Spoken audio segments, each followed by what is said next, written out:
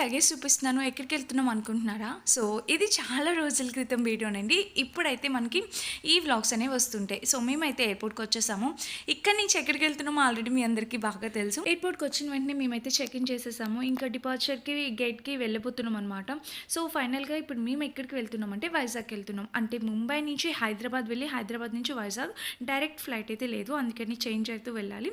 So ఇప్పుడైతే flight ఎక్కిస్తున్నాం. ఎలా అయినా హోమ్ టౌన్కి వెళ్తున్నాం అంటే చాలా చాలా చాలా ఆనందంగా ఉంటుంది. అది కూడా 1 ఇయర్ తర్వాత చాలా హ్యాపీగా ఉన్నాం అనమాట మేము.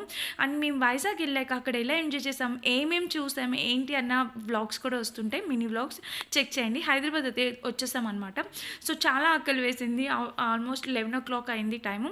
సో కొంచెం స్నాక్స్ తీసుకున్నాం.